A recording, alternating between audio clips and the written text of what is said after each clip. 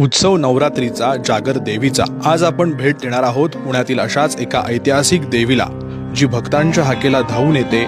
ती म्हणजे श्री काळी जोगेश्वरी. पुण्याच्या जोगेश्वरीची 3 रूप आहेत: तांबडी जोगेश्वरी, पिवळी जोगेश्वरी आणि ही बुधवार पेठेतील प्रसिद्ध काळी जोगेश्वरी. 200 वर्षांपूर्वीचं मंदिर खूप खास आहे. पेशव्यांच्या दप्तरी या देवीचा उल्लेख सापडतो. या मंदिरात जोगेश्वरी आणि काळ भैरव एकत्र वास करतात. असं हे पुण्यातील एकमेव मंदिर आहे. देवीची मूर्ती पाषाणाची आहे, म्हणून ती काळी दिसते आणि म्हणूनच तिचं नाव काळी जोगेश्वरी. पण खरी गोष्ट ही आहे की पूर्वी लाल महालाजवळच्या जागेला काळ वावर म्हणायचे, त्यामुळे या देवीला हे नाव मिळालं. पण सर्वात विशेष म्हणजे या देवीला तिसरा डोळा आहे. तोही शंकरासारखा उभा नसून आडवा आहे. 3.5 फुटांची चतुर्भुज मूर्ती. तिच्या एका हातात चक्र, दुसऱ्या हातात पद्म, तिसऱ्या हातात शंख आणि चौथा हात हा आशीर्वाद देणार आहे. ही मूर्ती 1955 साली जयपूरहून खास घडवून आणली आहे. या मंदिरात देवी सोबतच काळभैरव, शिवलिंग आणि गणपतीचीही मूर्ती आहे. नवरात्रीमध्ये या मंदिरात भाविकांची मोठी गर्दी असते.